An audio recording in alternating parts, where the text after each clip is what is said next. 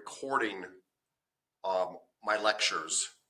And so hopefully with your permission, I'm recording you, although that's not the goal here at all. But if you speak or something, you're getting recorded, and that's just because there's no way to cut you out of those recordings. But the nice thing about this is you could refer back to every lecture I do throughout the course, right? So if you had to study for a test, you're like, did he say such and such? Or you want to go back and say, Tapscott, you didn't say that. And I'll be like, yes, I did. You'll be like, look at the thing. You did not. You did not tell us we had a test tomorrow or whatever. You'll have all that archived. That's the point of it, actually, is just to create a video library of content for you. Literally, no other reason for you.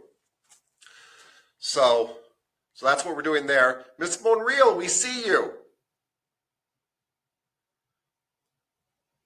You're not moving, but we see you, which is a really good sign. And we kind of hear you. Kind of hear you.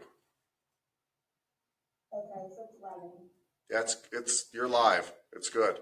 That means we now have, I think, everybody for the first time ever here.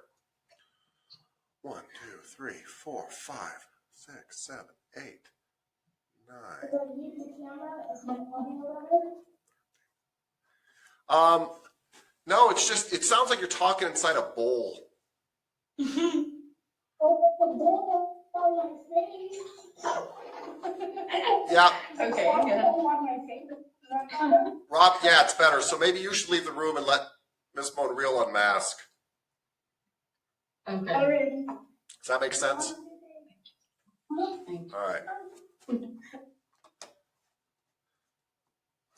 And what's left here? Good. Looking good. And Ms. Torres, does your camera work with this program? And Ms. Hunter, does your camera work with this program?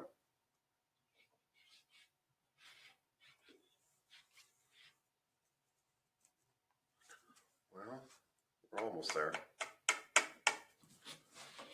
Okay. All right, everybody. Thank you. Thank you. I know some of you are like, I waited till March for this class to start, and I'm still waiting. So I really understand. But I promise you we have lots and lots of time together, and so this day it's kind of good to kind of test out all this stuff. By the way, we did dry runs with all the other stuff that we did, but our systems probably all match, and so I think it's better for us to be going through Google. So the calendar invite that I sent all of you, is good for Monday through Thursday till the end of the course. So you will be able to, there's a lot of ways you can get in. You can get in through your email. You'll get an email reminder every day, and you can literally click on the email reminder and it'll pop you right in. If you use Google Calendar, you can click on the calendar itself and get in that way. But all those things work. You'll get an email reminder every day though. We know that from past tests. And if you open up the email, it'll say, click on this link and go to us. So you've got lots of ways to get in, if that makes sense. All right, any questions so far? No, okay. All right, let me just write down a couple of little things and we will get going here. We've got a camera issue there. We have a camera issue here. And Monreal. Miss Monreal, does your camera work? It did. Okay. All right, everybody. Let's take it from here. We'll work out camera issues later. From what I can see, everybody can hear me, and that is a really good start. And I think everybody can see me, which is really good too. All right, cool. Let's talk about the course that you have signed up for and what to expect, and all that good stuff. Yeah. Hi, I can see your daughter. It's so cute. Let me bring up, it's fine that she's on screen, by the way. I'm a father of twins, so I'm very, very understanding about all things children. Although my twins are fully grown now, thank God, because they are a handful. They really are. But they're happy and successful, and they still talk to me and all that kind of stuff, so it's kind of a good sign. All right, going to share a PowerPoint with you all and kind of talk to you about it and all that good stuff. And it's just kind of help us go through the class. And if we have time, we'll actually learn something of value today. So let's start. By the way, today is obviously extremely informal, but this is almost always true. When I'm lecturing, feel free to interrupt. If it's about the lecture, you know what I mean? If you need to go to the bathroom or something, it's college, don't ask, just leave. Just leave your camera on and walk away, assuming your camera's not in your bathroom, then turn it off. But just walk away and just come back. That's absolutely fine. Just don't be gone for a long period of time, because then we have to kind of report that you're not here. But if you're getting up to get water, go to the bathroom, any of that kind of stuff, just do it. Just take care of yourself. All that good stuff, okay? Yes. It says a couple people left. Yes. I don't know if that was on purpose or 1, 2, 3, 4, 5, 6. I just, yeah. Well, I've actually got there. Hi, Ms. Torres. Hi. I can't see you. You can't? Well, can you see me now? No, No? I can't see no. No, I can't see no. We can see you. Yeah? Don't stress, Ms. Torres. We'll talk about it in 1 second. Yes, ma'am. Were you able, did you invite my students to your Google Meet? I didn't know their addresses, Okay. but we can add them to it. And I'm happy to do that. Because they just finally got in, they're like, all I see is my other student teacher. Hold on, we got to add 2 student teachers here. Hold on. Let's put them on. Don't be sorry. Let's put them on, because it'll be from here on out. Let's do this.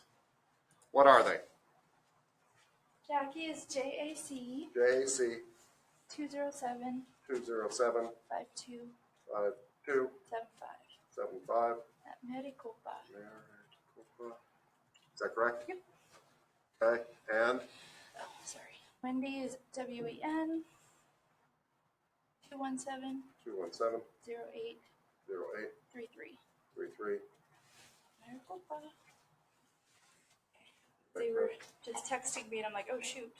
All right. I'm right in front of your camera. No, you're okay. All right. They should all get it. Cool? All right. See you later, alligator. Thank you. All right, everybody. All right. It looks to me like everybody's on, which is fantastic. Thank you all. Okay. So let me load up this slideshow and talk to you about the class, and you will have lots of little questions come up. You can always interrupt my presentations, especially if it's about the presentation, right? So feel free to kind of be like, what do you mean by that? Or any questions that come up, because what we want you to have today is an overview of what's going to happen for the next 8 months of your life. And 8 months that I think you will really enjoy. So let's do that. Hold on. Slideshow. Slideshow step. Good.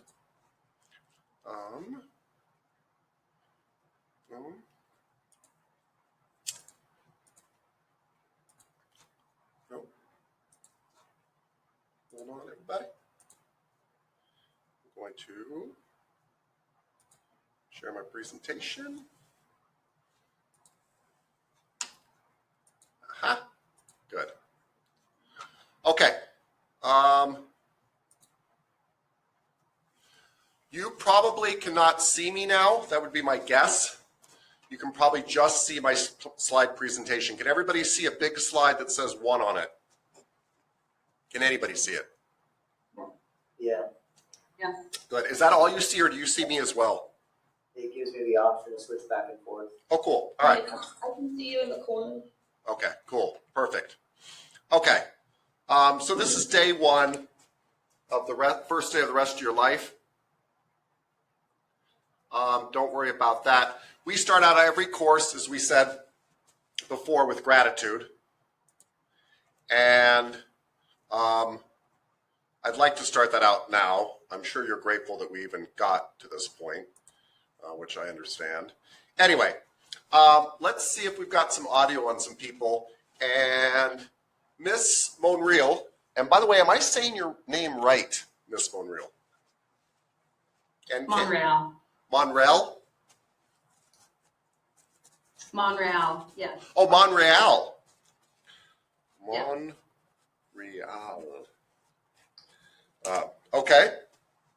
Miss Monreal, what are you grateful for today? Just tell me something. Anything. I'm grateful that we got this working. Yes, I am too. I am too. Thank you. Miss Cooper, what are you grateful for today? I'm grateful to have a normal sleep schedule again in this class. Yeah? Yeah, so Yeah. for the normalcy that it kind of brings? Yeah, I was staying up till like 5 in the morning, and now I actually have to like go to sleep at a decent time and get up, and it's just better for like your body It is. Well and said. your mind. Yeah, thank you. By the way, if you're not speaking, mute your mic. Because otherwise what happens is we get feedback. Every time somebody talks, it goes back into your mic and back out your speaker and back in your mic. Cool. All right. Mr. Kandaris, thanks for muting yourself, but what are you grateful for today?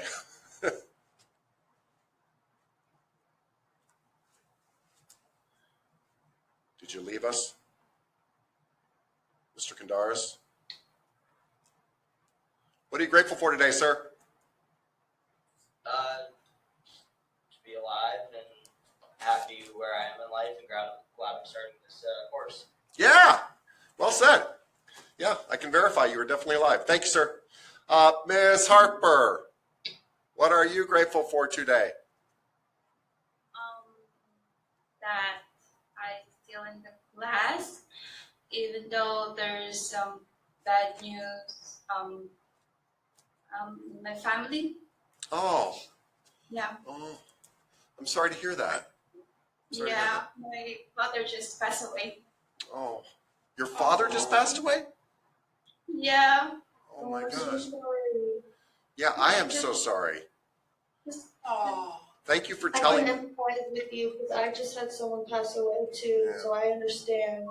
Yeah. And part is in the Philippines, and I'm here, so Yeah. it's hard. Yes. So sorry. Wow. Oh. Sorry, I just turned off the video and. Yeah, that's okay, Ms. Harper. You don't have to explain. This is the second time this has happened, actually. So thank you, though, for telling us, just so we know, so we can support you. Feel free to leave your video off. And yes, we're all glad you're still in class. This is pretty indicative of how massage class goes, by the way. There's lots of happy times and lots of sad times in the sense that we all become this kind of family during this time. Massage is very intimate. It just is. Miss Yanez, and did I say that right? Oh, you're mute. Yeah. You said it right. Everybody says it different, so it's totally How do you say? fine. How do you say it? I say Yanez. Yanez. Yeah. Yanez. I'll try to remember But that. it doesn't matter. I get a bunch of different ones. So. Yanez. I like it. So, you are a sloth-loving, nap-loving student. Yes. Yes. I think a sloth is my spirit animal, so I can relate to that. Me too. Yeah, definitely. What are you grateful for today? I'm grateful for coffee because I need it. Yeah, yeah, yeah. That's actually I'm not drinking a beer here. This is a Dutch Bros cold brewed coffee, and that's what I was having too because I kind of need my coffee. Yeah. Cool. Thank you and welcome, Miss Hanson. What are you grateful for today? I'm grateful for my family. Yeah. Yeah, I'm just thankful for their support in all this, and yeah. Yeah, it's kind of cool. You got a lot on your plate, and you're going back to school. Yeah. I think massage therapy makes a lot of sense for Well, I get the feeling you're a very involved mother, right? And I think massage therapy makes a lot of sense for somebody like that because you tend to be able to work it around other schedules. And it doesn't have to be a full-time occupation at all. Whereas there aren't really a lot of great part-time jobs out there. So, yeah. Cool. Yeah, I'm excited to finally be able to start. Yeah. Yeah, it's been a long time coming. Time. Yeah. Oh my gosh. Okay. Well, welcome. And we're excited to have you too. And thank you for your patience and all that good stuff. Miss Petrie, what are you grateful for today, madam? I think you're muted. Can you hear me now? Yeah. Now we got you. Oh, all right. I'm grateful for my Starbucks this morning. They ran out of coffee, so couldn't make any. So to do a quick run, I'm glad I woke up early enough. Yeah. What else? I'm grateful for this class to get things going and to relearn. So that's exciting. Get back into it once again. That's a good thing. What else? I'm grateful that I still get to have vacation time. So that's exciting too. Like going to school, you still have time for yourself and to do things that you like to do. Yeah, it's true. And we do. We have vacation time built into the course too. So it's good. It's just like going to college. In fact, we have a winter break that's 3 weeks long that you all will go through. Which is kind of a good and bad. It's kind of a good and bad thing. It's nice to get 3 weeks off, but also it makes the course 3 weeks longer. But that's completely out of my control. Well, welcome. Glad you're here. It's good to see you again. Haven't seen you in years. Yeah. All right, now I've got to make sure I say this right.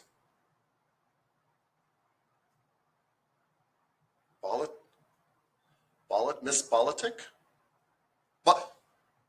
Bolatic? Melodic? Bolatic. Miss Yeah. Bolatic. Like melodic. Bolatic. Yeah.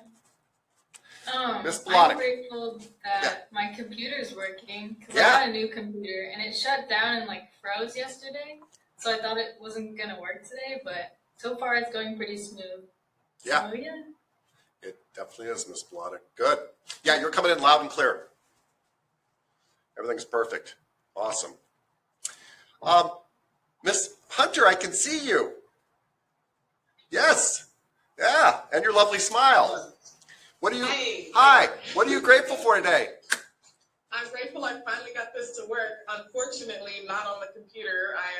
This is through the phone. Oh wow. But Okay. yeah, I'll figure out the laptop thing. I don't know why. Well, I think it's the connection. I really think it's a Wi-Fi issue, so I have to figure that out. You will. Well, this is perfect. At least we can see you. You're here, all that good stuff. So thank you. And yes, I'm glad you got all figured out, at least partially. So we're on our way. Yes. Probably would have been easier if we would have just started on Google Meets. But anyway, welcome. I don't know how to say your last name. Is it Yen? Yuen? You're smiling, so you know I'm trying. How do you say your last name?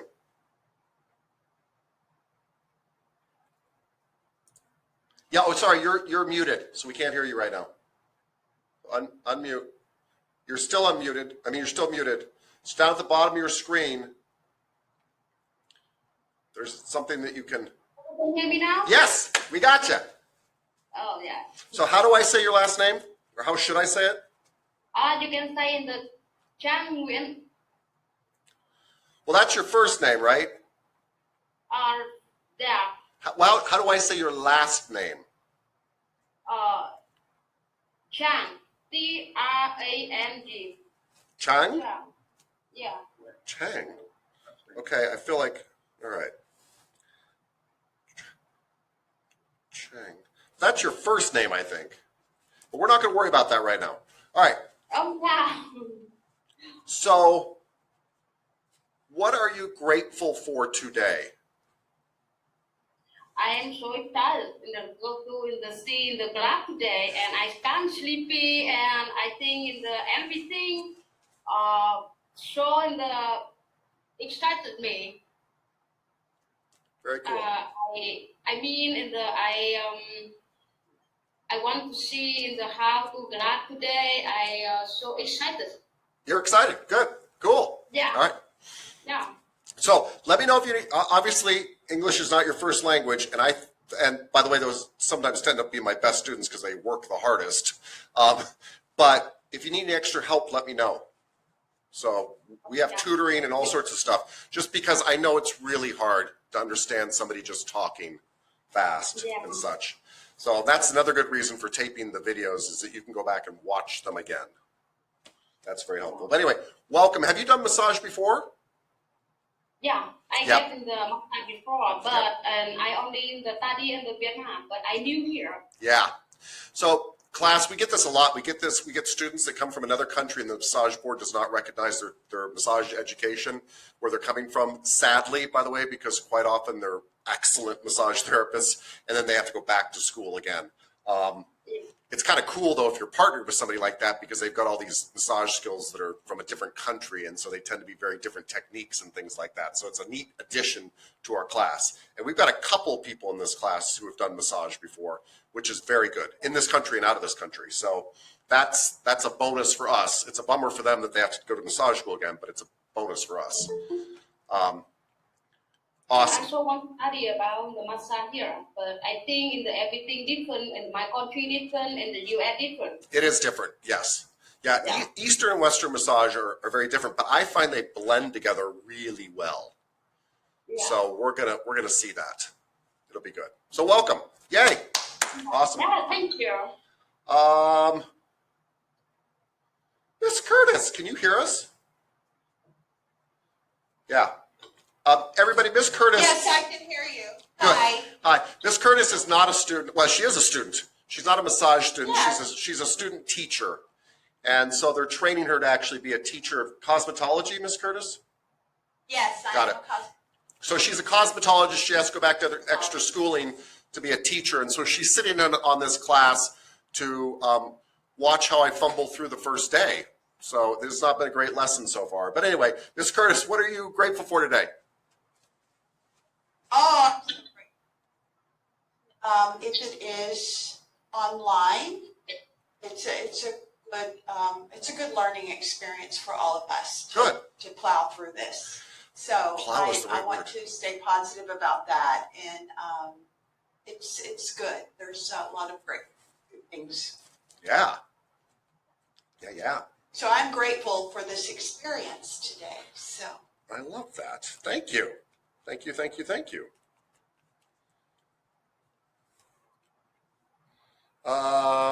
Who am I missing here? We heard from, I'm still missing a couple of people. Miss Mora? Wendy? Can you hear me? Hi, good morning. Good morning. Yes, I can hear you. Good. I am So trying to my screen so I can see everyone, but that would be nice. We can hear you though. By the way, this is not a massage student too. This is another student teacher. So we have two student teachers in the class, not the entire time. Probably there's just this first week. Miss Mora, what are you grateful for today? I am grateful for being here with you guys. Thank you. We'll take it. A great experience, and I mean it's a little different, but I think we're gonna be moving more towards this kind of technology. So it's good to be here and learn, and I'm grateful for that. Yeah, agreed. Thank you. Welcome. Thank you. Thanks for hanging in there with us.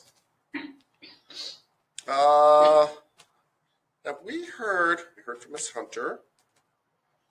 We heard from Miss Stanley. Miss Stanley, are you on with us? Yes. Oh, good. I don't think we heard from you though yet. What are you grateful for today? So what I'm grateful for is kind of a cliche actually, but That's all right. I'd say my boyfriend and his mother. If it weren't for them, I wouldn't be here learning with you guys today. I'd actually probably be in a fairly bad situation. Well, I don't think So it's. I'm very grateful. We're very grateful to have you, and we're very grateful you're not in a bad situation. And I don't think it's cliche to get along with your boyfriend's mother. I think it's just a good idea, and that's fantastic. So you're in a warm, loving environment. I am now, yes. Yes. Well, you're in another warm, loving environment here, so that's good. Perfect. Thank you. That's awesome. Thank you. And I think last, but certainly not least, no, actually there's two more, sorry. Ms. Torres, I don't think we've heard from you. Ms. Torres, are you, yes, you are. Can you hear me? Okay, I had to log off from the computer because it's not letting me. I'm in the phone now. Oh, okay.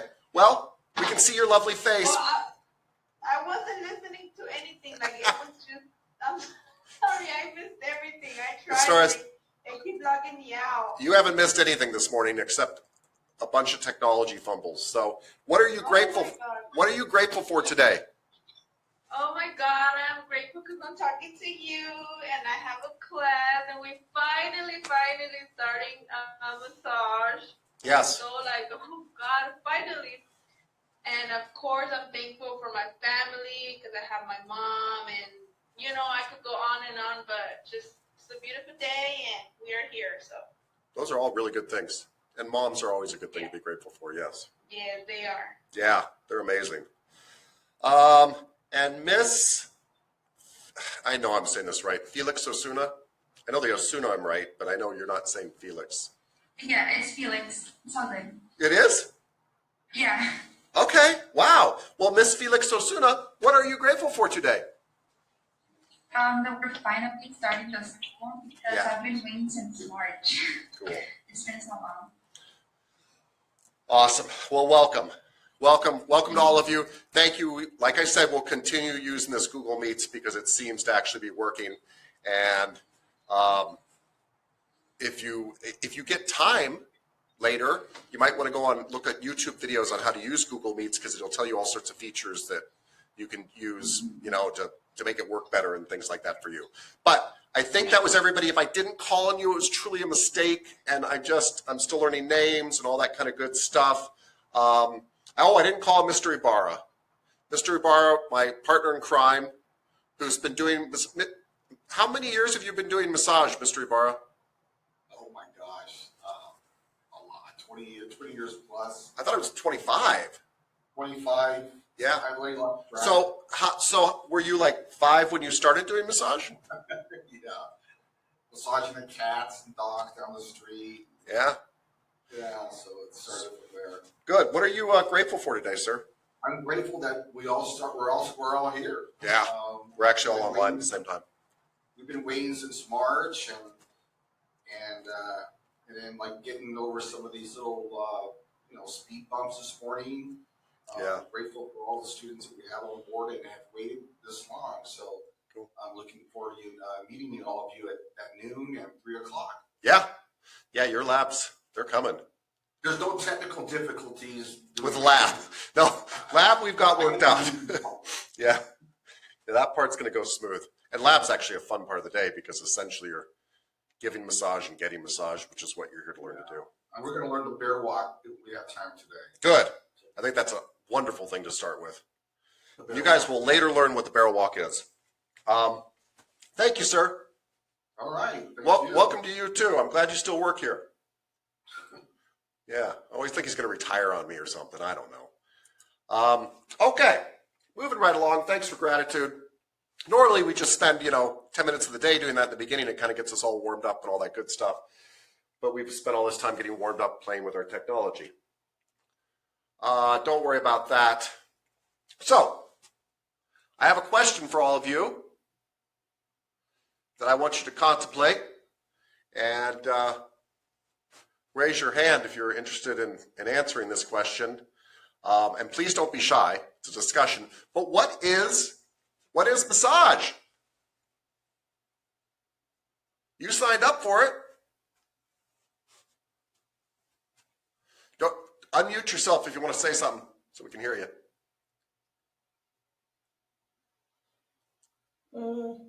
Massage is personal. Massage is personal? Okay. Very personal in multiple ways. And I don't just mean like because you're touching people. Yeah. I mean, obviously there's a technical like definition of what massage is, but it's personal to every single therapist who does it, I would think. I think it's a connection. It's a connection of, well, a lot of things, not just a touch, but something deeper. Yeah. Than that, Something deeper than that. in my opinion. Yeah. Well, your opinion matters. It's a great way to help people heal both physically and like emotionally. Interesting. I think it's kind of like a therapy, like kind of like she said, emotionally, physically, and it could be therapeutic for both the massagist and the one getting massaged. I like that. I think you made up a new word, and I like that too. The massagist, the one doing the Yeah, massage. I did make that up. I don't know. By the way, I'm making fun of you in a fun way. Like that's fun. You're right. A person who does massage would be a massagist, and but I like this twist you put on it too. You're saying it can be healing both for the giver and the receiver. Very cool. Anything else? A release. A release? Massage is a release? That's a not release of tension, Oh. stress, anxiety. Wow. Something that somebody is holding in for long periods of time. You'll get a lot of people who get emotional. That's true. When you're giving them a massage because they're finally letting something go that they didn't even know they were holding on to. Good point. So it can be a really amazing experience to be in that with them. Yeah. So Miss Petrie, speaking from experience, she's probably done, I'm guessing, by the way, at least 5,000 massages though. Oh God. Yeah, it might be more than that, huh? Yeah. So, and if I can use you as an example really quick, just as a healthy example. She did something that none of you are ever going to do after you graduate from this class. So, and I give this lecture to everybody, whether I have somebody in my class like this or not, but every class I have a Miss Petrie, which is a massage therapist that let their license lapse for a long period of time, and now the state board won't let them renew. So if you let your license lapse for a really long period of time, they won't let you renew, or you won't get grandfathered in with the new changes or whatever, and you have to go back to school, and you don't want to let that happen. So I'm not trying to call her out. I'm just trying to say, like, don't go to school twice. Yeah. No. You don't want to do that And in that situation. Even if you leave the state, I've had so many students, so many friends leave the state, and they're like, I'm not going to need my license again. You can renew it from out of state. Keep renewing it. You'd be shocked, especially if you're young. You'd be shocked where you will be 10 years from now. And the fact is, it takes like 1 day of massage to pay for 2 years of your massage license. So it's worth it. Keep it going. Thank you, Ms. Petrie, for letting me use you as an example. By the way, but there's somebody in every class like that. So keep it going. By the way, even if you didn't do massage, you might do what I'm doing, teach massage. You have to have a license to teach massage. So it could be lots of things. Cool. Anything else that massage is? Massage for me is health.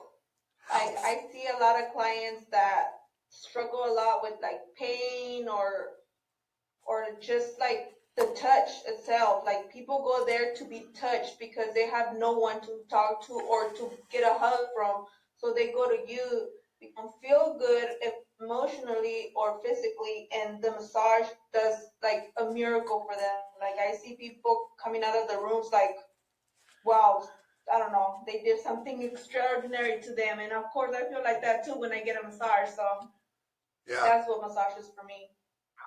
I like it. You use the word miracle. That's a pretty strong statement to make.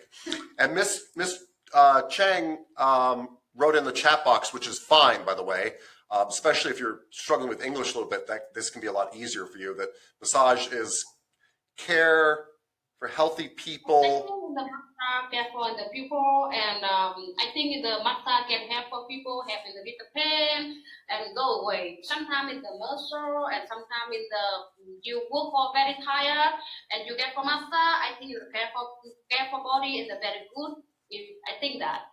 Yeah, so if I understood you right, you're saying it's good for pain, but it's also good for the body in general, and it might even be good for fatigue. You didn't use fatigue, but you said if they're tired. So for pain, fatigue, general health, yes. Yeah. Great. Anything else? I'm not trying to run this in the ground, but it is the thing you're going to study for 8 months. Any other thoughts on what massage is?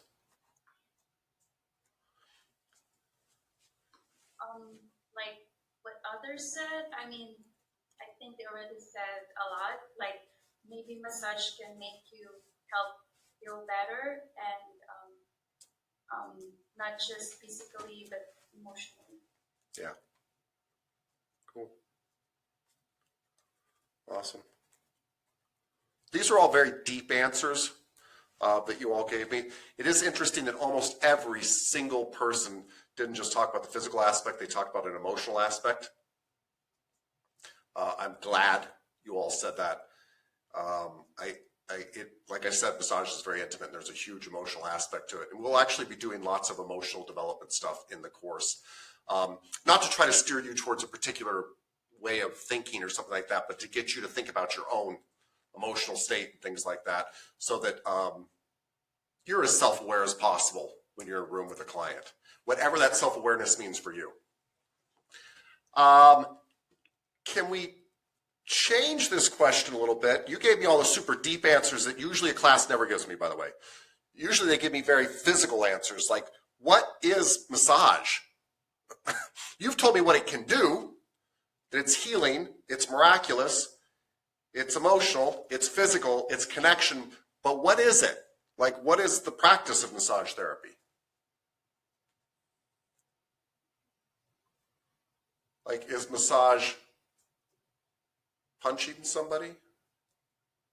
Is it squirting oil on them? No, you're softly, well, not always softly, I should take that back. You're like manipulating the muscles to make them less hurty. Hurty, is that a word? Tense? I like hurty. Less hurty. Hurty. Yeah.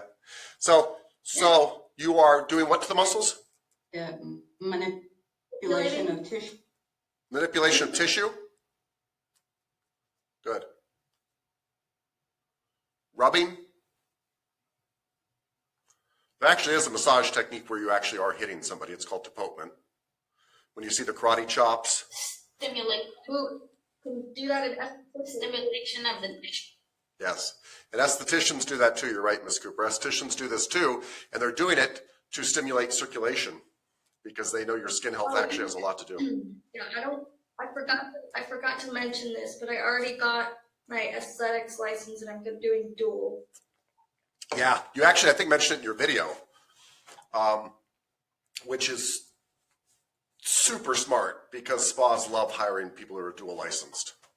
When they're slow in massage, they can do aesthetics, and when they're slow in aesthetics, they can do massage, and you can cross-market yourself. So you can, every massage client, you can be like, don't you want a facial and some waxing? And all your... I mean, it also helps because, like, I also know some of the terms too. Like you said, deportment, and I was like, ooh. Yeah, it's true. We both deal with the skin in a way. Yeah. All right. Any other comments on what massage is? Stimulation of the tissue. Stimulation of the tissue. I like it. Works for me. Yeah. The reason I asked this question is, for one thing, it's a common teaching technique to kind of get people to zero in on what we're talking about, all that kind of stuff. But I ask it because there's actually a lot of interpretations about what massage is. And it's not a hard science where you can literally nail it down to one little thing. I like to kind of think about it like this. By the way, this does not mean this is the only way to think about it. So there are some things that are hard and fast rules, like when I tell you a muscle is called by a certain name and it does a certain thing, that's a hard and fast rule. You need to know that. But we're talking about kind of philosophy stuff here, and that's a little bit different. So this is just Tapscott kind of talking about massage. So some massage therapists, including myself, like to think about massage as helping the body to heal itself.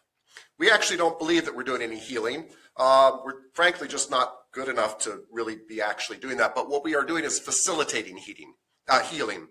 Just like a nutritionist might get you on a good diet to help facilitate your body to function better, but the nutritionist isn't really healing you. It's the diet and the fact that your body is actually now kind of following a healthier regime.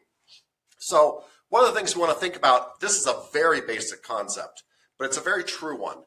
Your body is made of sponge-like material. You are mostly water, and you absorb water very well, and that water can get stagnant.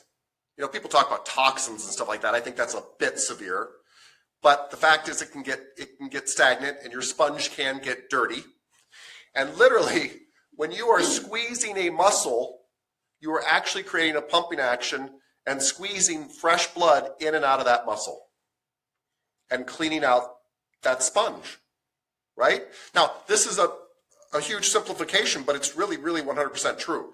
You are increasing circulation literally just by squeezing a muscle. Now, we're obviously going to do more stuff than just squeeze muscles, but it's just kind of a way to kind of think about the fact that you're dealing with living tissue that's sponge-like, and a lot of massage, not all of it, a lot of massage, especially Western massage, is a circulation game.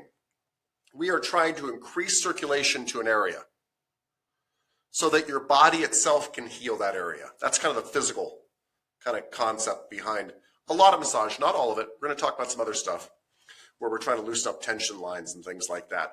But a lot of times when people have a tight muscle or whatever, the tight muscle itself is stopping blood from getting into itself.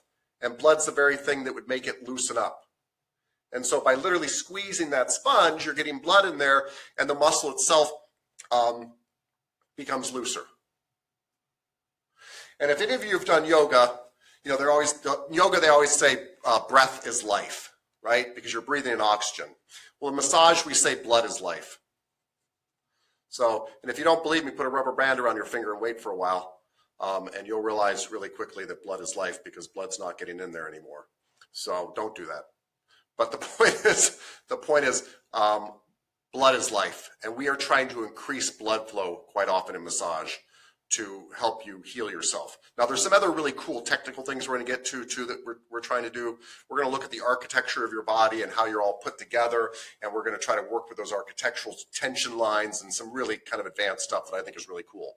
But on the most basic levels, massage is about increasing blood flow to rinse out that dirty sponge, just like you do at your sink when you're, rinsing out a sponge to get the soap and the dirt and things like that out of it under running water, right? And so it just gives you a way to think about it. You will come up with other ways to think about it, and I will introduce other ways for you to think about it as the course goes on. And your classmates will introduce other ways for you to think about it. And that's important because your theory of massage will tell you how to approach massage, right? So if I believe that squeezing muscle helps get blood in and out of it, my massage will have moves where I'm squeezing muscle. If I don't believe that, I won't be doing that. And we will find lots of different theories about how to approach the body. But one of the most basic ones that you guys do instinctually, when you bump into something, you bump your arm into something, you'll often instinctually just rub it, kind of rub out the pain. Massage is a very instinctual thing. So you all kind of already have this kind of general concept of just that we rub stuff to increase circulation. So huge oversimplification, but a great place to start. Does that make it not profound? Absolutely not. Everything you guys said is stuff that I have witnessed in my own life. I've seen very miraculous things happen in the treatment room. I've seen people get huge amounts of physical benefit from massage, where things that didn't move all of a sudden can move, where pain is relieved, where their lives are truly physically better. And I've also seen tremendous amounts of emotional healing from massage, because rubbing is essentially hugging people. And a lot of massage therapists don't like it when I say this, but I believe that massage therapists essentially hug people for a living. Thoughts, comments, anything? Now that I've just been on my soapbox? No? I hope you all like hugging people, because that's what you're going to be doing. Yes. One of the challenging things about I massage. like comparison. I'm sorry, what, Ms. Cooper? Oh, I said I like your sponge. Analogy? What's the word? Analogy. Yeah. Sometimes when I take a shower, when I have a bad day, I imagine the water's like rinsing out off all the bad like vibes. It is kind of. Yeah. Yeah. Same concept. Excellent. Good. Yeah, the only challenging thing in massage is we don't always get to choose who we hug, right?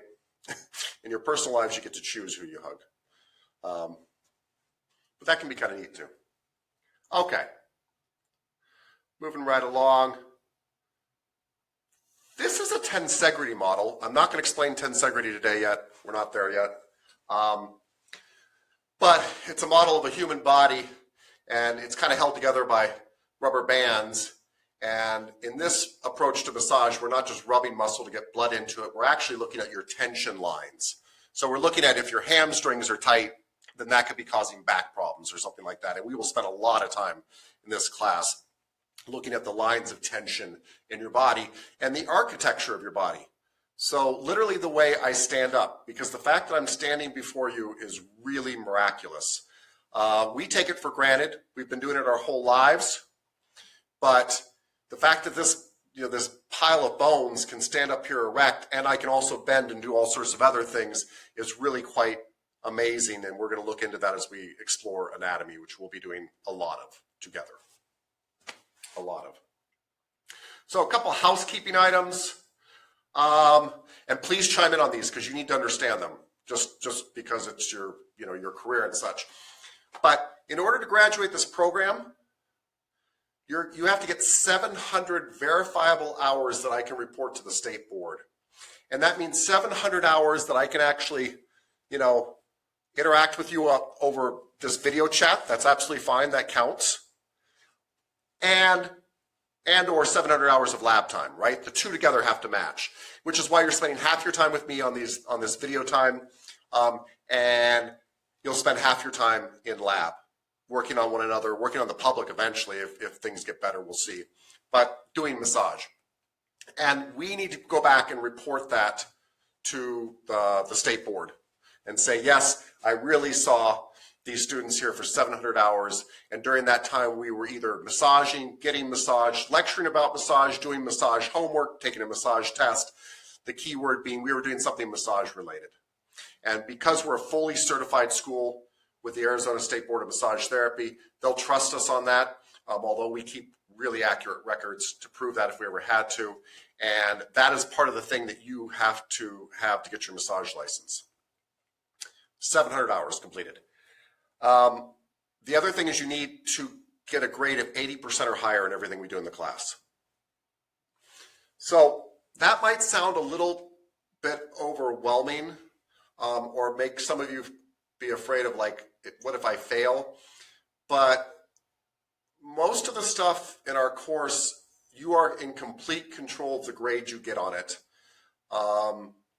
In the sense that it's not really about studying for this big final and you don't know what it's going to be, and then you take it and you fail.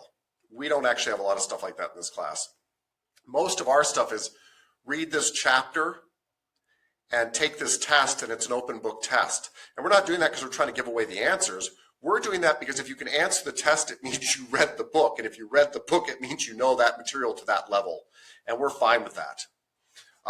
So I have never once, knock on wood, I've never once had a student who did all the work in class fail the class. I've had students fail, but they didn't do the work. So if you're somebody who feels like you are a poor book learner or whatever like that, I think you'll actually find that you might have to put extra effort in here, but you'll find that this is a really successful approach to teaching for you, and that you'll learn a lot, and you won't have that same type of kind of pass-fail experience. But anyway, you do have to get an 80% or higher on your courses for our transcript. The transcript we're going to send the state board is going to say you've got 700 hours and you had an 80% or higher, and you pass on all 4 classes, and you passed the program. Cool. The other thing is that we asked you behave in a manner that reflects well on the program. That's a courtesy for future students, to be honest with you. If we don't have a really good reputation because either the teachers or the students aren't reflecting well in the school, then it's not good for future students. So we want employers to think we're the greatest place in the world so that you guys all get job offers and that future students get job offers. And that's what will happen, by the way. 95%, I'm squinting because I'm thinking if that's right, it might be higher, but it's not lower. 95% of our students get job offers before they even graduate from here. So employers consider us to be a really good school. So we'll have no problem getting your job offers. Some of you will get multiple job offers before you graduate. Some of you won't need job offers because you're going to work on your own. There's all sorts of choice. But the fact is 95% of you have bona fide job offers before you even leave here. So the number one reason that we lose students in this class is not even usually grades, it's attendance. So this part's important, super important, because there's not much I can do about it. Your grades, I can sit down and tutor you, right? And I'll work with you, and Mr. Barr will work with you, and your classmates will work with you, and that's fine. But I can't make you here when you're not. I have no control over that. And I have to report accurate hours. And so each of your 4 classes, you guys are in PMP 120. PMP stands for Professional Massage Therapy Program, but that doesn't matter. You're in PMP 120. You'll be in that class for about 8 weeks. You'll go into 121. You'll be in that class for 8 weeks. You'll go into 220, be in that class for 8 weeks. And you'll go into 221 and be in that class for 8 weeks, and you'll graduate. Each one of those classes has 2 makeup days built into it. That's it. Now, I know we're in COVID times, and there will be COVID exceptions, so don't freak out. If you are sick, please do not come to class. We'll work with you. That said, if you are healthy, come to class, because we only have 2 makeup days built into each class, and if you don't get all your days done before the class closes, you don't make the attendance requirement, and we can't report your hours to the state board, and it doesn't matter what grade you got. Does that make sense? Yes, sir. Yeah, it does. Good. Okay. All right. Awesome. Sorry. And yeah. And the way we take attendance is in 15-minute increments. So if you're 1 minute late to class, we mark you late 15 minutes. By the way, if you're 14 minutes late to class, we mark you late 15 minutes. If you're 15 minutes late, we mark you late 15 minutes. If you're 16 minutes late, we mark you late 30 minutes. That's not to be punitive. Punitive means to be punishing. It's not to be punishing. It's because we can't lie to the state board about your hours, and our systems only mark in 15-minute intervals. So if you're 1 minute late, I have to show you late 15 minutes. I just don't have a choice about that, which means later on one of those 2 makeup days, you will make up those 15 minutes. Those 2 makeup days, by the way, are at the end of the program. So let's suppose you had perfect attendance. I'm looking at your wonderful faces right now, and I'm thinking lots of you are going to have perfect attendance. Thank you, yes, perfect attendance. If you have perfect attendance, those end up being extra vacation days for you. So you end up having like a 5-day weekend or whatever during that time while your other classmates are doing makeup work, which is lame. So, they're just bonus days for you at the end of every one of the 4 courses. There's 2 makeup days, and if you don't have makeup time, you don't come to school those days. You don't come to lab. You don't turn on your lecture. You don't do anything. It's just extra time for you. So I invite you to do that. And I don't mean to run this into the ground, but this is what does keep me awake at night. The one thing that keeps me awake at night, because I've seen it before, is a student says, "Hey, I'm not really feeling it today. I'm just not gonna do it today. I've got a makeup day, no big deal." So they do that once or twice. Remember, it's 2 months long. They've only missed a day or 2, right? Now something happens. Now there's a death in the family, which I'm sorry to even use that example because we've already had that happen. And now that student needs to miss more time, and now we run into a problem with attendance. So don't do that. Don't use up your buffer. Save your buffer till the end and just take it off. Have extra long weekend. Any questions about that? Extra fun days. Thank you, Mr. Barrow. They are extra fun days. Yeah. Yeah, you can call me on my cell on those days. Don't do that. You can call me on my office on those days, and you can be like, guess what? I'm not in class. Click and hang up on me. Be awesome. Any questions? Make sense? Yeah? Okay. Kind of obvious. Sorry.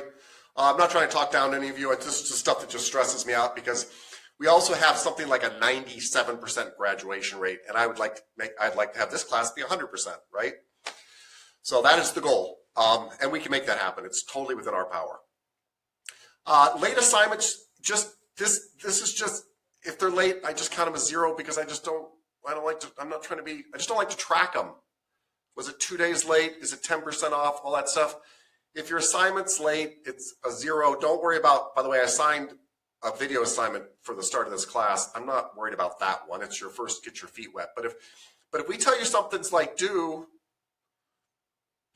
Tuesday morning, it's due Tuesday morning. And you're at home, they're going to be online, you can send it in. So don't wait till the last minute because that's when your internet goes out or your electricity. Question. Yeah, please. So with that, with like Canvas and stuff, this was a problem I ran into in high school. Yeah. A lot of teachers would make like the due date for stuff at 11:59, and I'm the type of person to end up doing my homework. Well, I end up like I might get it done at like 1 a.m. Yeah. So if that's okay with you, could you make your like turn-in times 8 a.m.? Yeah. Actually, in your case, we will. So we make our due dates 8 a.m.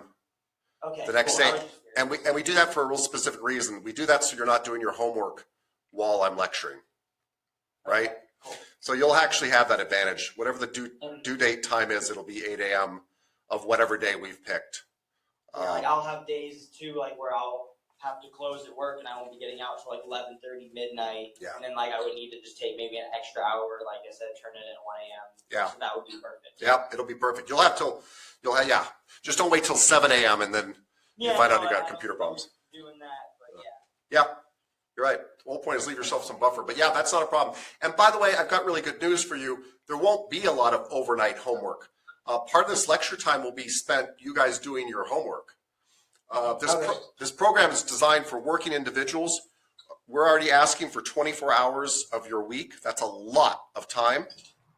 And so during this lecture, I'm not going to talk to you for 3 hours a day. I would die and you would die. I will be talking to you for about an hour answering questions, and then I'll say something like, okay, everybody, go to chapter 3 of your massage therapy book and read that chapter and take the test on that. And it's an open book test where the test is really literally to make sure you read the chapter, right? And I'll be able to answer questions, and you'll be online so I can verify you were here, but you'll be doing massage related work. So hopefully you're getting all that stuff done while you're with me. And then when you're done with lab at the end of the day, you're done. We don't want you to have a lot of nighttime homework. Cool. Okay, I'm not promising you will never study outside of class, but I am telling you there's an awful lot of time built in to do that. Cool. So that's good news. And we do that with all our trades programs here at Gateway because almost all of our trades programs is attended by working individuals or people with full plates for one reason or another. Yeah, whether they're working at a paying job or they're taking care of 3 kids and they're working at a non-paying job. We try to make space for all that kind of stuff. Cool. Any other questions about that so far? Okay.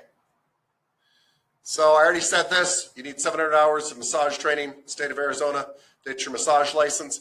I do want to be clear. We are a fully accredited school.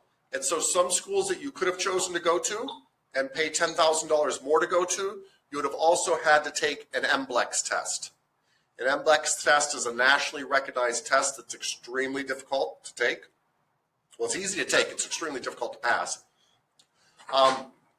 And if you're not going to a fully accredited school, then you'd have to take that test. But we're fully accredited. So when you graduate from us, if you got an 80% and you did your 700 hours, you're just going to pay the state board $219. They're going to do a background check on you. Don't freak out if you've got some parking tickets. That's not what they're looking for. Don't even freak out if you've got stuff that's 10 years ago. They probably don't care about that either. to be very honest, that what they care about is what they call moral turpitude. They care about anything that has to do with sex, and anything that has to do with fraud. They don't want you working on people if you're somebody who's defrauded other people. Anyway, after you pass your background check, you'll be given your license. It takes about 2 months for your license to come through usually, but you will get your license. It's that simple. Yeah? Cool. Questions about that? How long does your license last before you have to renew it? Great question, Ms. Stanley. It lasts 2 years. It could last a little bit longer because they do something that I really like. They make your renewal date your birthday. So this is actually helpful because every other birthday is your renewal date because your license lasts 2 years. And sometimes when you first get your license, because you're not getting it on your birthday, it'll be 2.5 years or whatever they decided to do. But every 2 years, your license has to be renewed, and it's on your birthday, so it's really helpful because you're like, oh, I'm turning whatever. In my case, I'll be turning 52, I think, on my birthday. But I can be like, oh my gosh, I got to check if my license is up for renewal because every other birthday, my license is up for renewal. Mr. Kandaris, can you mute your? Oh, I'm sorry. I thought it was muted. That's okay, buddy. It's just, I'm just hearing you in the background. Anyway, so every 2 years you renew your license.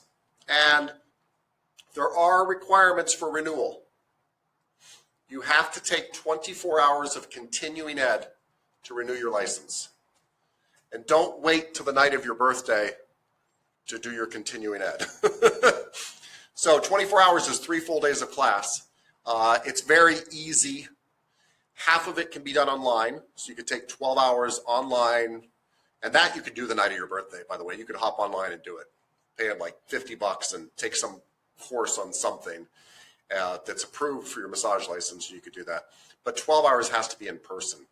And you can go take all sorts of neat courses, and you can take stuff that you're interested in. So you could take courses in hot stone massage, and you could take, we're good. Sorry, they're asking me if. Can I give you anything? No, thank you. Are you sure? Yes. Okay. Good. Sorry, that was a coworker of mine just checking in on me. We have a very warm community here. Anyway, yeah. I'm sorry to interrupt you. I thought like you said you could go on and take a course, but I thought in the state of Arizona that you can do like any continue ed class like throughout that time. So whether I go take like a cupping course, like you're saying hot stones, that'll count like any time in that 2 years. It's just like a continuing ed hours, and then it just like automatically counts as renewing your license, right? If I understand you correctly, yes. I'm glad you brought this up. So let me add to that a little bit. Once you renew your license, you have now 2 years ahead of you to get your continuing ed in for the next renewal.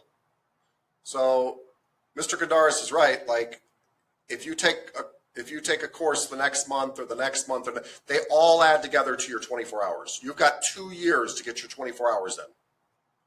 You've got 2 years to take 3 days worth of classes. And a lot of those classes are just a half a day. They're just 4 hours or 6 hours or 8 hours. You do not need to take it all at once. There's a lot of really fun. We teach courses here that are just 4 hours long. And you just come to them and learn about some little thing. And those all add up. He's absolutely right. And you can do those over a 2-year period. And I invite you to. The minute you renew your license, start taking your continuing ed for the next time you have to renew it, then it's out of the way with. Because it's only hard when you wait till the last minute. So you've got 2 years to get your continuing ed in. None of you have to do that now because you don't have a license yet. But once you get your license, once you complete this course, you apply for a license, they give you a license, you can start taking continuing ed. And I would do it then. Come back and see us. Yes. Yes, Ms. I have something to say. And in some places, they offer them to you, and you pay like $50 or $60 for the whole month, for the whole year, and every month there's like a class that you go and like. Am I right? Because a Massage Envy, that's what they do. Yes. So Massage Envy, you pay a one-time fee if you work for them of, I think it's $50 a year, and you can take all the continuing ed they offer. And they offer a good 24 hours a year. And so you're absolutely right.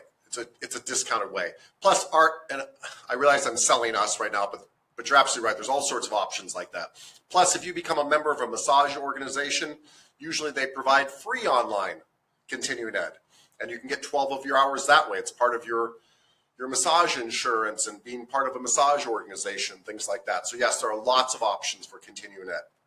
And our continuing ed, our 4-hour classes are just $40. So lots of people come for those too, just to make a little sales pitch for Gateway. But all of them are legit. Yeah. Just make sure that they're recognized by the state board and they apply to massage therapy. And it's absolutely true. You can take stuff on hot stones, cupping, sports stretching, myofascial release, trigger point, reflexology, pregnancy massage, sports massage, all sorts of stuff.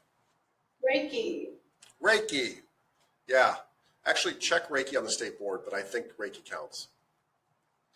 Yeah. Mr. Scott, Yeah. do you teach cup? Do we teach cupping? It's got a tie. Oh, Thai. We will do some Thai with you guys. Here's why, by the way. Thai massage.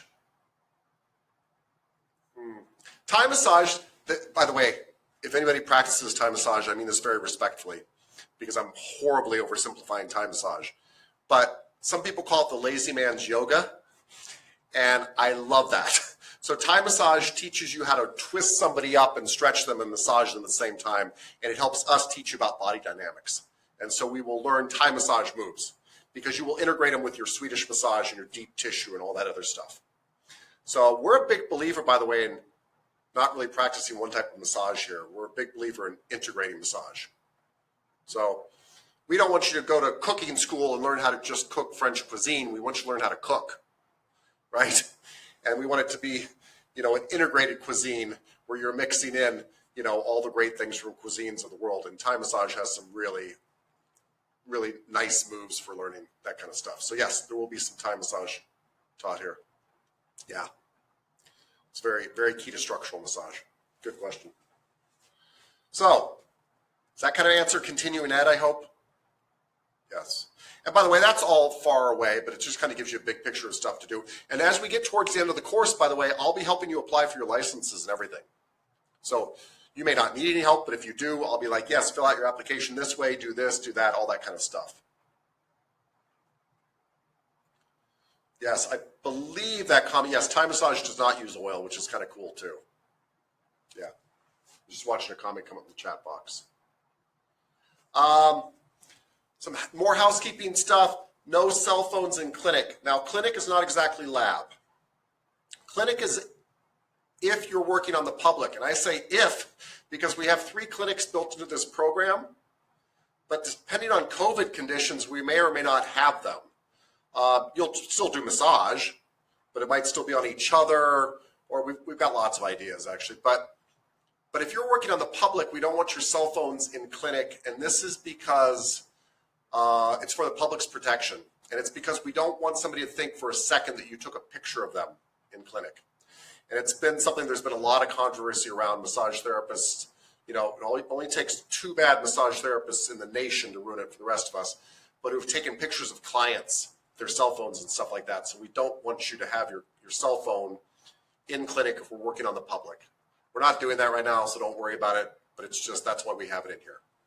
When you come to lab, you'll need to be in your scrub tops. I know you don't have your scrub tops yet. We're going to give them to you today when you come in. Okay? If you haven't bought this yet, it's fine, but eventually you need to get black scrub bottoms. Can we see mine? Let's see. Black scrub bottoms. Cheap. You can buy them $10 at Walmart. If you don't have them today, it's not the end of the world, but get them soon. And some type of comfortable closed-toed rubber-soled shoe, tennis shoe kind of thing. Just not like sandals, things like that. High heels don't work so well for massage, that kind of thing. Do they have to be rubber? Well, what's the alternative? I was just gonna wear like my tennis shoes. Aren't they rubber on the bottom? Oh, on the bottom. I thought you meant like material, like. Oh, sorry. No, we just don't want you slipping. Yeah, I was like, what? Yeah.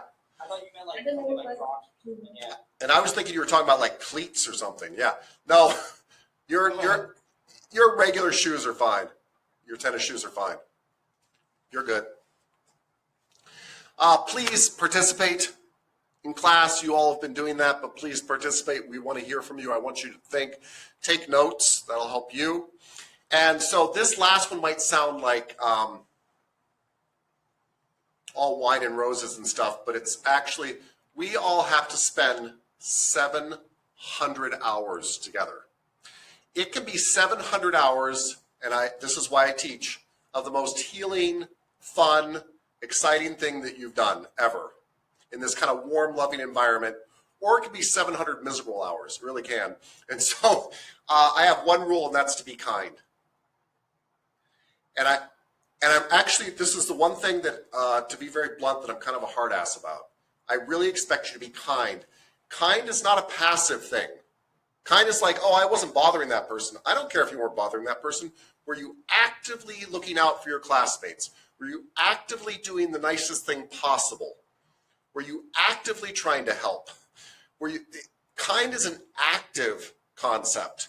So I don't want you just not being not kind. I want you to actively be supporting the people that are around you. You will find that I am that way with you, and if I am not, please call me out on it, either in person, either in front of everybody or alone, whatever, because that's how I should be treating you.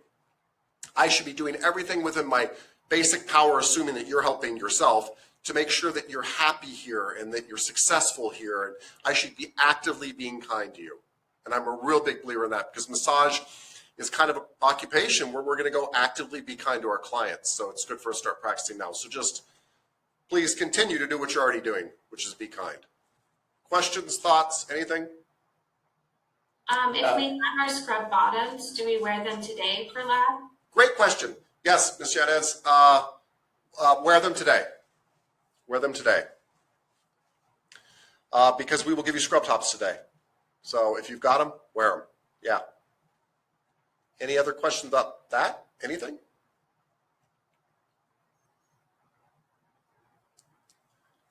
What should they wear if they don't have scrub bottoms today? Wear comfortable pants. Just remember, you're gonna get oils and lotions. Yes. Yes. You can wear like until you get your scrubs. You need to get them sometime this week. But until then, you could wear yoga pants. You could wear sweatpants. Something that you can kind of. But you could get oils and stuff. Although I know for the first day you're not going to be using oils. But the fact is, yes, don't wear your favorite dress because it's going to be ruined. Don't wear your silk slacks. They're going to get ruined. That kind of thing. Cool? Awesome. Awesome, awesome. I have a question. Yeah. Our IDs, you said we had to have them to get on campus. We don't have them yet, right? Yeah. Okay. So they were trying to do IDs online, and I hear it's not going very fast. I've set up a system. I don't mean it like I set it up all by myself, but anyway, I've already arranged. We're going to do your IDs right when you walk in. So today, when you walk in, unfortunately, it's going to be a little bit like your online experience, except we know what we're doing. We're not going to run into technology problems. But we're going to be like, hey, sign this paperwork that says you're really a student here, and let's go find out what scrub top size you wear, and make sure that works for you. And let's get your picture taken for your ID, and now let's get you into lab. So we'll get you all squared away with stuff here for that, too. So but anyway, yes, we're going to let you on without an ID, but we're going to get you one today, too. Should we come early then, like earlier than our lab time, or? It's helpful if you come a half an hour before your lab time, but it's okay if you don't. Don't worry. Because again, we kind of expect this first day to be getting you supplies and all that kind of stuff. Yeah.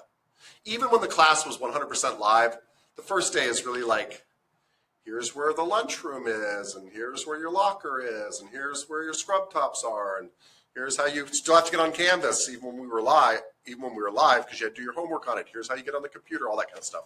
So lots of housekeeping stuff. Yeah. So yeah, just show up on time for lab, and we'll take care of it from there. Good. Good. Good questions. Yes. Passports or birth certificate or anything to bring with you. For your student ID. Made. Yeah. Are you asking? Do you need other ID to get your student ID made? I don't think you do. I'm assuming you're all going to have driver's licenses, though. No. All right. You know what? Actually, Gotcha. Hold on. I see one of you shaking your head, and that's fine. Miss Harper, you don't have a driver's license, right? No, I don't have yet, but I have Arizona ID. Oh, perfect. Bring that. So anyway, do bring your Arizona ID or driver's license. That's not so much to get your class ID, but we'll need it later when we apply for your license, and they need to have it on record. So we'll take a copy of that when you come in anyway. So bring some type of ID. When I try to do it online, it asks for like a driver's license. Yeah. Bring that again because I want it for your records to help you apply for your license. And they need it when you're signing your final paperwork. So yeah, bring in a regular ID. And again, nothing's the end of the world today.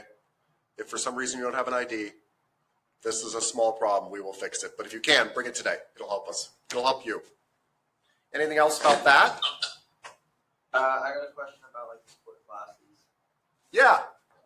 So because there's like 12 of us in here, just 2 of the 14 is you and the other teacher. Yes, there are 13 of us actually, but yes. Okay, so yeah, we're all here right now getting to talk online, but we're only really going to know half of each other, correct? That is correct, actually. That is correct. So here's you guys are actually part of a really big test that we're doing. We want to continue teaching massage. We have employers beating down our door right now for massage therapists. I'm not exaggerating about that. They're dying for massage therapists. And we wanted to be able to continue to teach the program, but we knew we had to do it in a safe manner. And so the concept was this part of the class can be as big as we want. We could have 50 students in here in a way for the online lecture. But the hands-on portion needs to be smaller for 2 reasons. One is you need the individualized attention to really learn your massage skills. Because to be very honest with you, that's what really matters. You know, your clients aren't going to ask you what grade you got on your tests. They're going to know right away from your hands and the way you deal with them, the way you massage them, whether you're good. And so your lab time needs to have very small groups where Mr. Ibarra can give you very personalized attention. You can become an excellent massage therapist because massage is competitive. And we want you to graduate and people to be like, oh my God, you came from Gateway, you're amazing. Looks good for us, looks good for future students. The other reason we need to keep labs small is heaven forbid somebody were to get sick, we would not want them to contaminate the entire class. And so we broke you down into groups of 8 or less students to put you into lab. And that's the main reason. That's why we put you with lab partners that you're going to be with, the person you're going to be closest with for a month at a time. Normally we'd have you switch partners every single day, but we don't want you switching partners every day. We want you to stay with the same partner all month long and then switch you. What we're trying to reduce is your contact with other people so that, heaven forbid, if somebody gets sick, they don't get multiple people sick. That's the concept. And I think it's a good one, by the way. But yes, so sir, you will probably not do massage with half of your classmates. That is assuming, by the way, that things don't change during the 8 months that we are together. And the one thing I think you can count on right now is that things will change, hopefully for the better. And if we're able to mix up the labs, we will, because I kind of feel like the more people you get access to, the better. But currently right now it is scheduled that you will only see half your classmates in person. Does that answer your question? Yes, sir. Okay. Anything else? Okay. All right. So, yeah, go ahead, please. So tomorrow when we start class, should we ask the students what we came up with, or? How about you and I talk about that offline? Can we do that? Okay. Yeah, thanks. Or after this call. Okay. So I have one question. Please. I am in the one to in the copy all in the what you in the say and what is the you did today. I don't know how to do that, and so you can have in the one link and can send in the for me, and I want to the see again. I want to understand more than that. So wait. So can you say that again? Because I'm trying to understand you too. Yeah, I say I want in the copy in the what you in the site today and did today. You want and so how I don't know how to do that. Okay. And yeah, so you can in the send for me one link and then so for me and I can just see again. Yes. All right. Yeah, so can you do that? Yes. Thank you so much. So there will be a copy of everything I said today. And I will show you guys how to find that in Canvas. What we will do is we will post. Thank you so much. Yeah, you're very welcome. That's one of the reasons we're doing this. You're absolutely for this exact but reason. I want to in the listen again, and I want to in the I want to understand more than that. Yeah. Some people talk, I not yet understand, so I want to the listen again. Yes, I love that. I mean, I feel sorry for anybody who has to listen to me more than once, but yes, you can. So we will give you a copy of the video in Canvas, and you can listen to it over and over and over again. And you can fast forward through it. You can listen to what you want. So yes, I will show you how to do that. I will show you how to do that. And we should be recording this one, assuming that our recorder is working right now. But anyway, I think it is. So I will show you where that's going to be posted in Canvas and all that good stuff. So yes, we'll do that. Yes. Yeah, thank you so much. No problem. So by the way, just these things that require zero talent, I won't run this into the ground, you're adults. But the point is, massage is not about being the most brilliant person in the world. The most successful massage therapists I've ever been with, and I've been with some very, very successful massage therapists. I've had the pleasure of managing or working alongside some of the greatest massage therapists out there. And pretty much it comes down to hard work and being a nice person. And those are really, really within your control. So I don't want you to think this is about aptitude or God-given skill, because it's not. It's actually about hard work and just being a nice person. You'll find that gets you far in this class, far as a massage therapist, all that kind of stuff. Take notes every day. Be kind. Be on time. Cool? Cool. Yep. All right. Okay. Were you saying something, Miss Harper? Okay. I just thought maybe you didn't know you were muted or whatever. You're fine. Okay, good. And by the way, you will. You'll get a copy of this lecture, and future lectures will be a little bit more meaty, but you will get a copy of them. And you can listen to them as much as you want. Probably be able to download them, which is fine with me. I don't care. Do whatever you want with them. So let's see how much time we have left. Let's talk about this briefly, because this will come into play when you do lab. And it will come into play for the rest of your massage career. So can somebody tell me what verbal communication is? Verbal communication is like the words that you're speaking, so everybody can hear it and know what you're saying. Yes, thank you, Mr. Inez. Yeah, and you actually displayed the second thing too. You displayed nonverbal communication too. What was she doing while she was talking? Yeah, she was using her hands.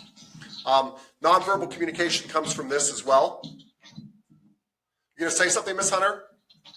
I was just gonna say body language is Thank you. Yeah, so we bring this up. It'll seem kind of obvious. By the way, mute yourself if you're done talking. Thank you. Sorry.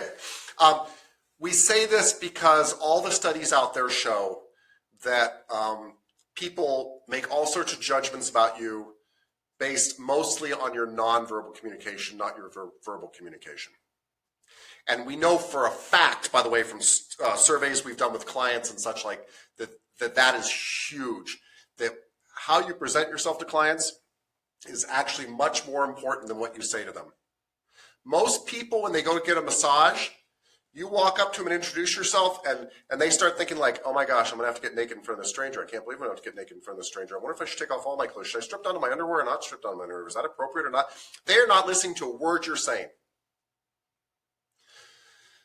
But they did make all these judgments about you just by the way you walked up to them. And so the big point that we're going to make many, many times in this class, by the way, there's nothing in this class that we're not going to cover multiple times, is your nonverbal communication is key. Get used to smiling now every time you greet somebody, because my God, if you met me for the first time, I need to convince you that I am safe to be touched by, and that it's okay to be partially naked, under a sheet, of course, but still around the strange guy that you just met, and that it's going to be okay. And it's not so much what I say that delivers that. It's really the way I present myself. So we really want to remind you of that, because today you're going to have a lab partner. And you want to greet that lab partner warm and friendly, and really kind of watch your nonverbal communication. Because a lot of us will forget for a second, and if I just kind of change the way I'm looking and stuff like that, it starts to send off some pretty bad cues. You know what I mean? So really think about that, about how you present yourself. In massage, it's super, super key. Thoughts? Comments? Questions? You're probably thinking, yeah, I knew that. Yeah, that's okay. We got it. You're allowed to think that. Not going to go over greeting with you yet. You're going to learn some draping with Mr. Ibarra today. We're not going to do that yet. Let's go back here. Okay. Everybody, this has been a long morning. Why don't you all take like a 5-minute break, and then we're going to talk about muscles a little bit for the rest of the day, kind of wrap stuff up and get you out of here. But you guys, you need a break. You've been wonderful. Just take 5. If you can, leave your cameras on if you can, because that leaves you logged in. And just, I don't know, go have a shot of coffee, go walk around, smile, do whatever. Cool. Break for 5. I'll see you in 5 minutes. By my clock, it'll be about 10:38 when we come back. Thank you. Thank you.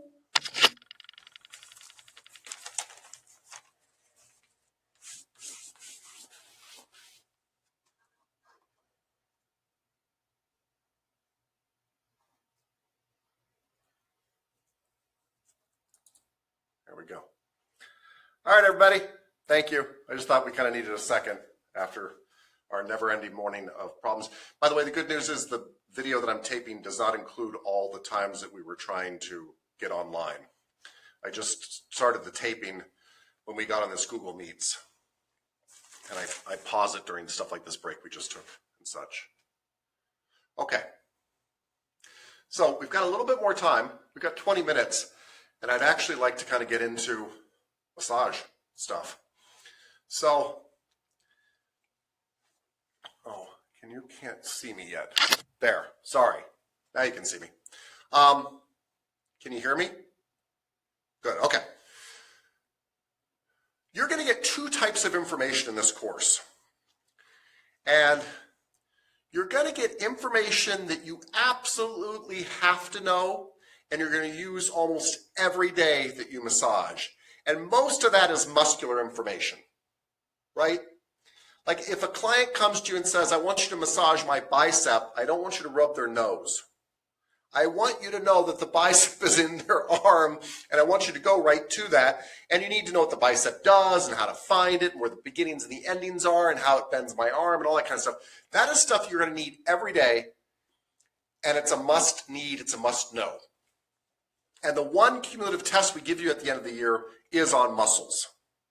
Because every massage therapist really, really needs to know their muscles. People will call you on it. You'll have doctors come in and physical therapists come in, and they'll kind of test you on that. And it's just super important. So that is something that you need to know. You absolutely need to know. There is another group of information in this course of stuff you need to be familiar with. So what I mean by that is there won't be a cumulative test at the end of the year on this type of stuff, like how bones are made. Like we want you to be familiar with how bones are made. We want you to be familiar with it because if you ever read an article about a different way to massage and they're talking about bones, we want you to kind of understand what they're talking about. But the way bones are made is not going to affect you daily as a massage therapist. Where the bones are is a must know. How they're made is something you need to be familiar with. Does that make sense? So that kind of stuff, we're going to have lots of readings in the book where I'll say, hey, read chapter 3. We're going to talk about it. You're going to take a test. Sorry, my nose is itchy after wearing that mask. You're going to take a test to make sure you did the reading. But we actually don't care that you remembered every last thing from that reading at the end of the year, because if you remember about osteoclasts or osteoblasts, which are things that eat bone up and make bone, that doesn't actually affect you as a massage therapist, and you're not going to use it in your daily massage therapy.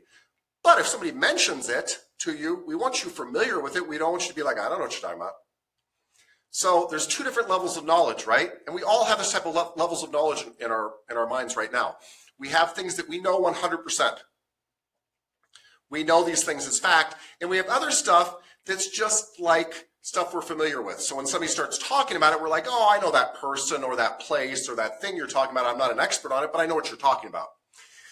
So I'm trying to make this distinction because when it comes to muscles and the bones themselves, not how they're made, but the bones themselves, we want you to know that stuff. We want you to know it in your sleep. We're going to start on it early. We're going to go over it again. We're going to go over it again. We're going to add to it. We're going to bore down on detail on it. We're going to do more and more and more. We're going to massage it. We're going to do everything. You're going to be muscle experts by the time you leave. And we will test you on that. And at the end of the year, we're giving you a cumulative test because you're going to know your muscles. There's also a whole group of stuff that you're going to take maybe a daily quiz on from your book. And it's stuff we just want you familiar with. We don't care if you're an expert on how muscles are formed or anything like that. I'm trying to think of all the other systems of the body that you're going to learn about. But for example, it's good that you're familiar with digestion because massage can aid in digestion, but do you have to be an expert on digestion? Or are you ever going to directly work on that? No. So there's two different levels of material here. Does that make sense? Okay.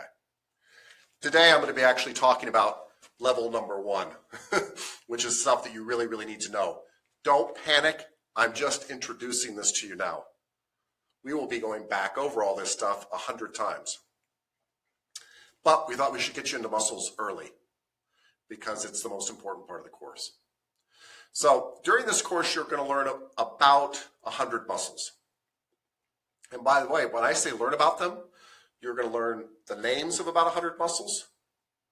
You're going to learn their actions, which means what they do, because muscles move the body.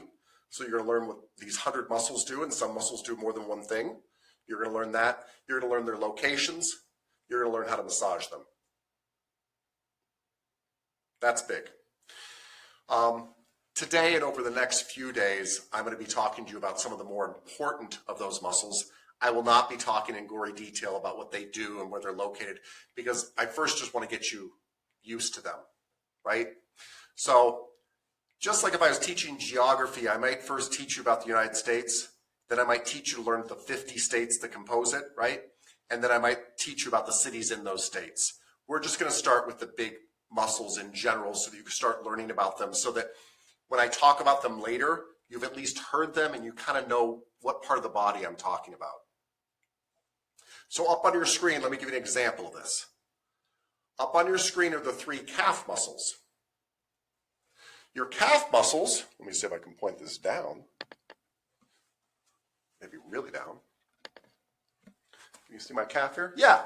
So this sexy leg you see before you is the back of it is formed by my calf muscles. There are some other muscles back there you're going to learn about too, by the way. I'm oversimplifying. But the back of it is formed with my calf muscles. And there are 3 muscles back here that we're going to know form the calf muscles. And right now we're just going to learn their names. We don't have to learn all sorts of crazy stuff about them.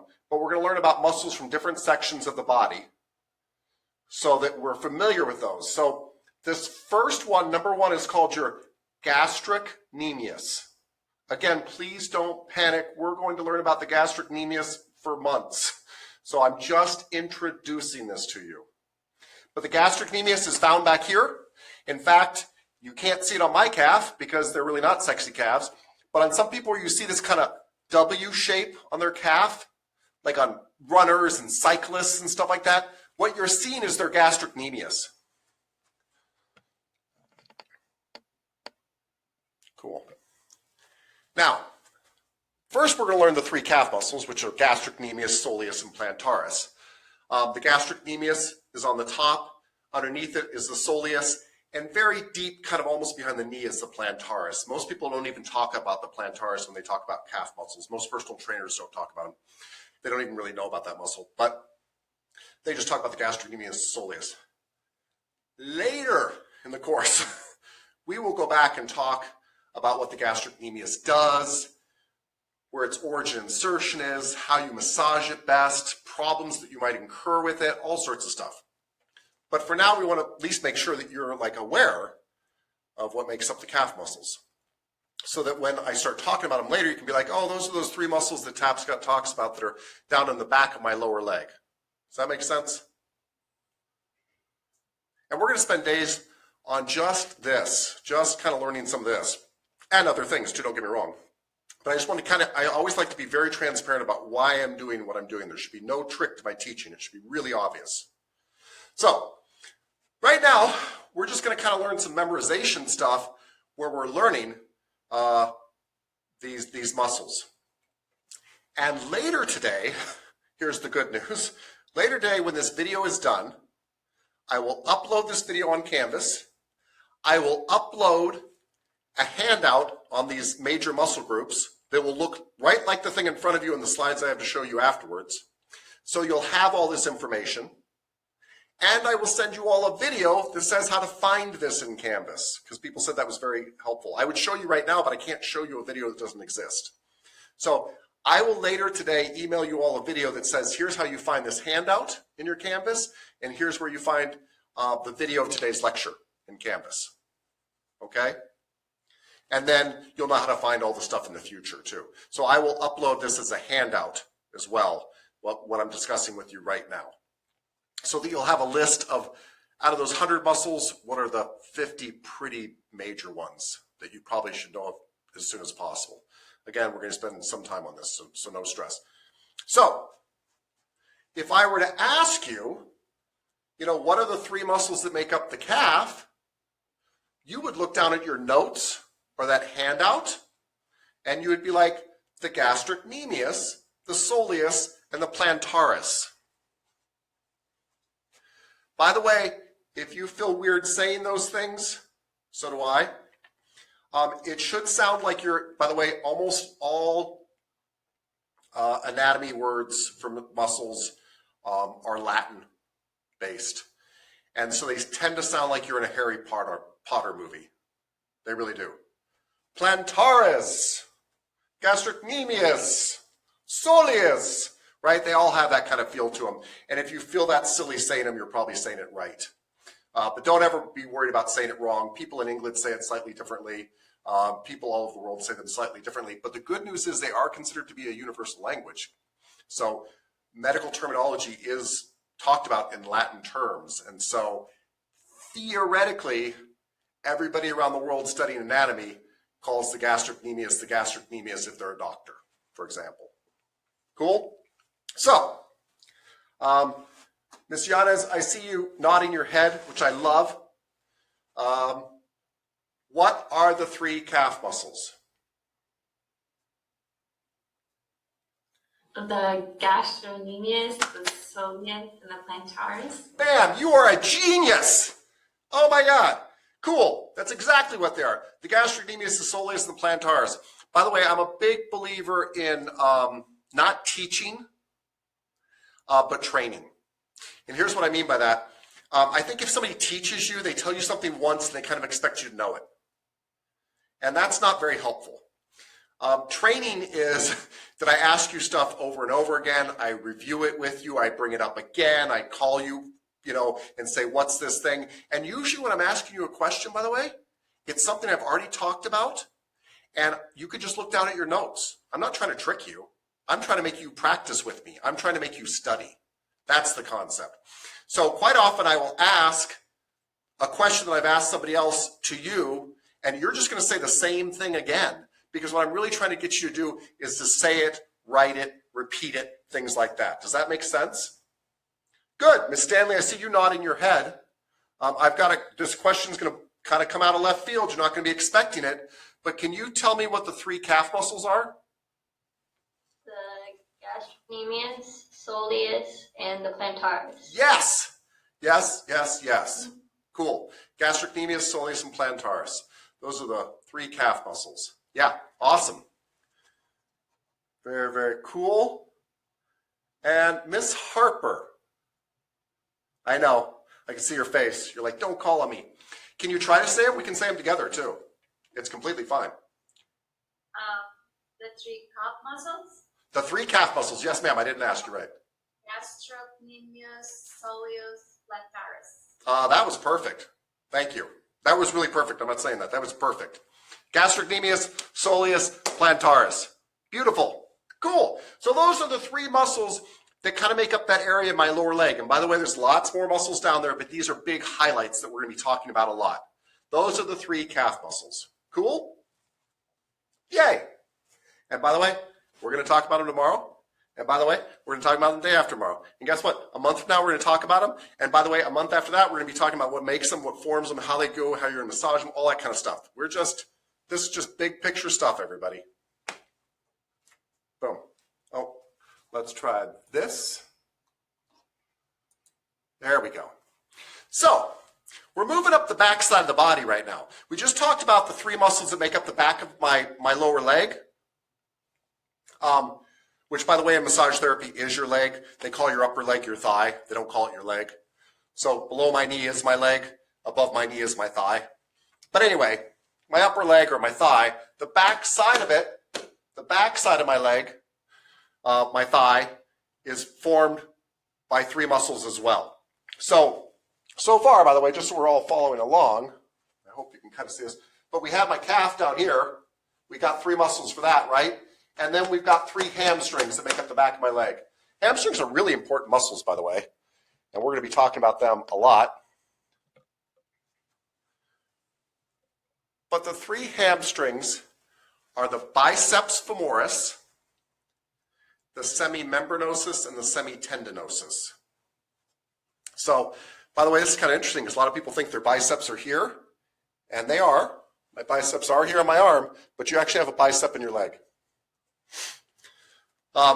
And the bicep in your leg is called biceps femoris. And 2 other muscles back there are called semimembranosus and semitendinosus. Kind of hard to say, but not impossible, right? Cool, cool, cool. So if I were to call on somebody and say, like, Miss Hanson, what are the 3 hamstring muscles? She could say something like, Bicep femoris, semimembranosus, and semitendinosus. Yeah, tendinosus. Yeah, good. By the way, it's hard to say stuff that our mouth is not used to saying, right? Yes. So I'm so sorry for calling on you because it's going to make you nervous because you're like, I don't want to sound like an idiot in front of everybody. But I have really good news for you. As this course goes on, you will all sound like idiots, and so will I. So we'll all get to be idiots together, and it's totally okay. Right? I'm not judging you. I'm trying to get you to say it because if you don't say it, you won't learn it. That's awesome. Biceps femoris, semimembranosus, and semitendinosus. Totally cool. Those are the 3 hamstring muscles. I've got a very short memory because of my age, so sometimes I forget an answer and I have to call on somebody else just to. Mr. Kandaris, can you tell me what the 3 hamstring muscles were? Yes, sir. Bicep femoris, semimembranosus, and semitendinosus. Fantastic. Very, very cool. Good. By the way. I got a question real quick. Yeah. Should I bring my notebook to class or just have that for online? I'm hesitating because I don't want to say something that Mr. Barr will be like, why didn't you have them bring their notebooks? I don't think you're going to need your notebook for lab. All right. I think you're going to learn a tremendous amount in lab, but you're going to learn it. You're going to learn it from using your hands. And yeah. Mr. Barr is actually, he's really old school, and so usually when he has something he wants you to remember, he actually creates a handout for you. So you probably won't need to bring anything except your lovely bodies in a scrub, uniform, and come and massage and get massaged and watch massage and that kind of stuff. So yeah, yep. Just shower and show up. I'm not joking about the shower part, by the way. Somebody else has to work on you, so take a shower for you, please, for their sake. Okay, so let's see. So far, we've kind of learned about, yeah, shower's a must, yes, Mr. Barr, because you have to be in the class with him. That's right. We make Mr. Barr a shower too. So we've learned about the three calves. I realize we haven't learned about them, but we've learned their names. And I realize you haven't memorized them yet. You've hopefully just written them down. So, and we've learned about the three hamstring muscles. Kind of, right? Kind of, sort of. So, Miss Hunter, would you be so kind as to tell me what the three hamstring muscles are?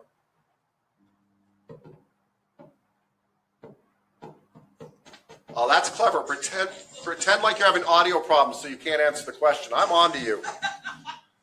I heard you laugh. I heard that. Okay. I can hear parts of what you're saying, and your lips look like you're saying the right thing.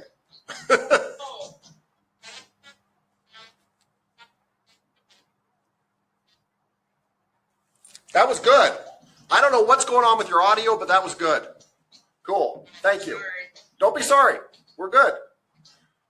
We're doing really good. Awesome. Okay. And Miss Monreal, which I'm sure I said, Monreal. Monreal? Can you hear me? You're pausing. I don't think you can hear me. Yes.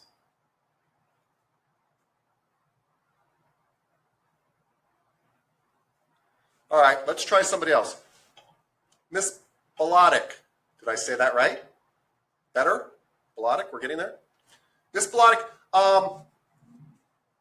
what are the three hamstring muscles? Bicep femoris, semimembranosus. Yep. And tendinosus. Semitendinosus. Awesome. Awesome. Okay. Everybody, we have 1 minute of class left. I just wanted to give you kind of a feel and kind of ease you into stuff. Don't worry. I'm going to send out a video later today, and it'll show you how to go to Canvas and find this handout that has the major muscle groups on it. It will show you how to find today's video of the class so you can watch it over and over again. I'm sure that's what all of you are going to do. You don't need to watch it over and over again unless you want to. And I will see you all on Google Meets.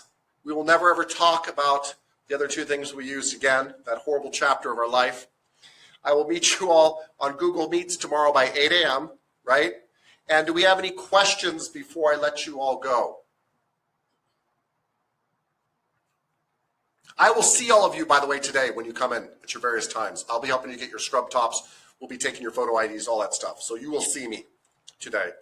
And you'll see Mr. Ibarra. So if you have questions then, you can ask me then too, right? Cool, cool.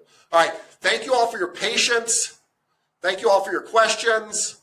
Thank you all for all that good stuff. I will see you all this afternoon. Good first day. I'm looking forward to working with you. I think you're going to be amazed at how much you learned. Cheers. Bye-bye, everybody. Thank you.